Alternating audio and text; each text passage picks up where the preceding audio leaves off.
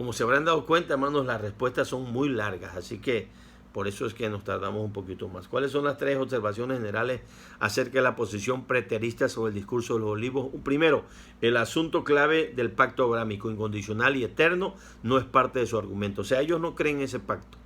Dos, los detalles de Mateo 24 simplemente no respaldan la posición del preterismo. Ellos deben alegorizar muchos de los detalles de Mateo 24 para probar y mostrar sus ideas. O sea, alegorizan casi todo el texto. 3. Cuando se conceptúa Mateo 24 con pasajes como Zacarías 12 al 14, tal como debería de ser, se hace evidente que la venida de Cristo que se describe es para liberar a Israel, a un Israel arrepentido, y no para juzgar su infidelidad. Cuando veas que estas cosas están por suceder, erguíos, levantad la cabeza, porque vuestra redención está cerca. Hablaba de salvación para Israel. Acuérdense, en la tribulación, al fin de la tribulación, Cristo viene a salvar a Israel del anticristo que está a punto de querer destruirlo. A eso viene.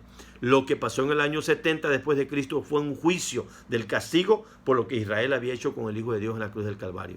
¿Sí? Cuando dijeron que la sangre de ese justo sea sobre nosotros y nuestros hijos, vino la destrucción sobre ellos. Pero lo que va a pasar en la tribulación va a ser para salvar a Israel, que viene Cristo al final. 13.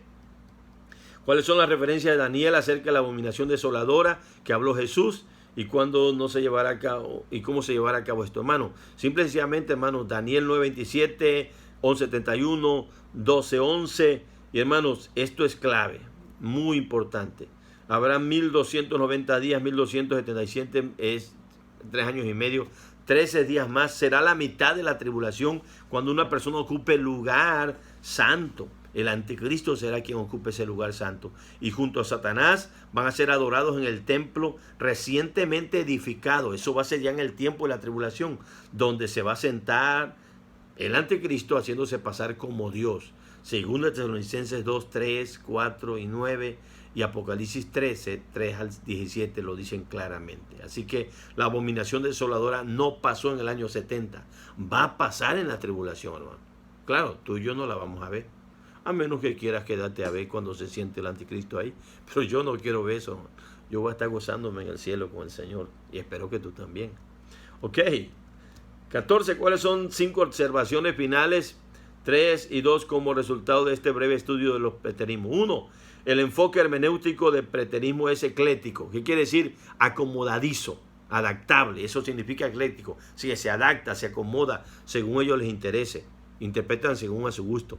2.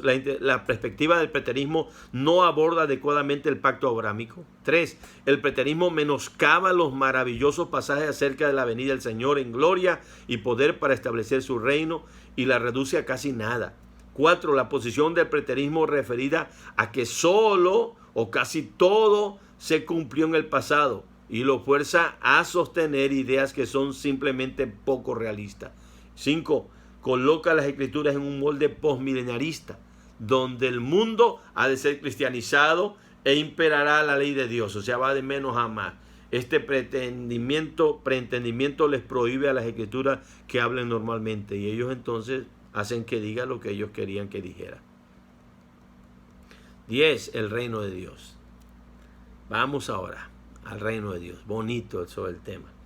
Ya vimos, aquí se aclara muchas cosas que algunos decían, bueno, entonces no reina Cristo, no está reinando Dios. Bueno, ¿cuáles son los 3 elementos esenciales del concepto de un reino y cómo es el concepto bíblico? Primero, un gobernante soberano con autoridad.